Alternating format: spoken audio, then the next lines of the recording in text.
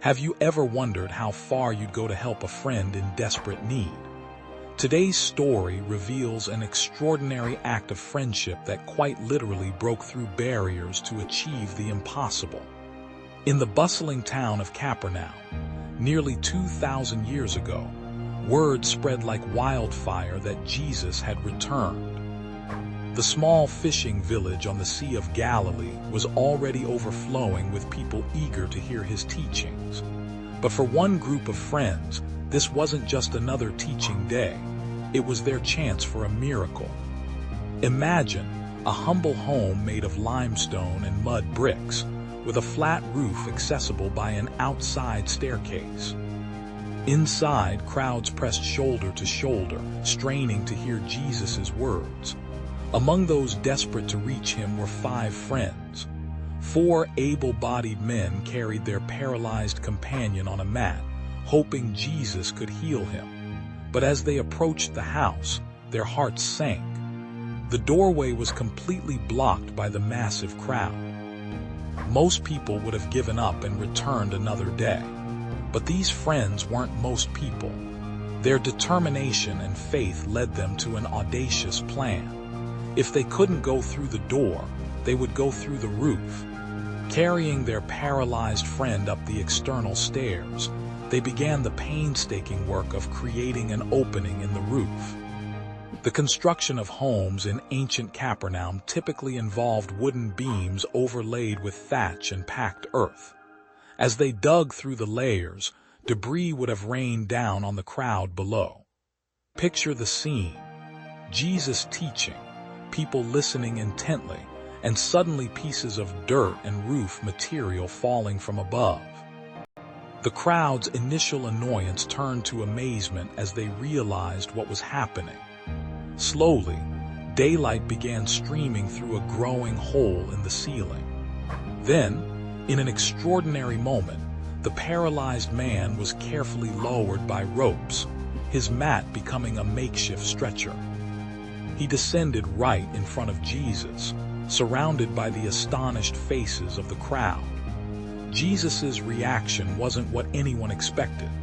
Looking up at the hole in the roof, then down at the paralyzed man, he saw something more valuable than the desperate need for physical healing.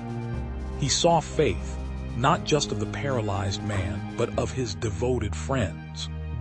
The Gospel of Mark tells us, when Jesus saw their faith, he said to the paralyzed man, "Son, your sins are forgiven." This statement caused quite a stir among the religious teachers present. They thought to themselves, "Who can forgive sins but God alone?" Jesus, knowing their thoughts, posed a question: which is easier to say, "Your sins are forgiven," or "Get up and walk"? Then, to prove his authority to forgive sins, Jesus turned to the paralyzed man and said, "Get up, take your mat, and go home." In that moment, something extraordinary happened. The man who had been carried in by his friends stood up. His legs, once lifeless, now supported his weight. The same mat that had carried him now became his to carry. He walked out of that house, through the same crowd that had blocked his entrance, as everyone watched in amazement. This story teaches us profound truths about faith, friendship, and determination. These friends didn't let any obstacle, not crowds, not architecture, not social conventions, stop them from getting their friend to Jesus. Their creative problem-solving and unshakable faith led to both physical and spiritual healing. The paralyzed man received 2 miracles that day. First, the forgiveness of his sins, a spiritual healing that addressed his deepest need. Second, the healing of his body, a physical miracle that demonstrated Jesus' divine authority. Both were made possible through the persistent faith of his friends. In our modern world, we might not need to break through roofs to help our friends, but we often face different barriers, busy schedules, social pressures, or personal doubts. This story challenges us to consider, how far are we willing to go to help those we care about? What roofs might we need to break through?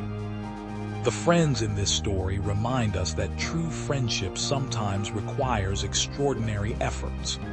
They didn't simply wish their friend well or offer encouraging words. They took action.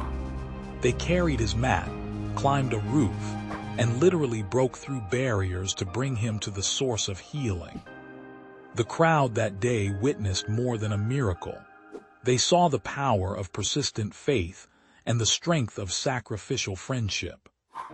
The once paralyzed man walked home that day carrying his mat, but he carried something even more valuable: the knowledge that he had friends willing to go to extraordinary lengths for his well-being, and a first-hand experience of Jesus' power to transform both body and soul.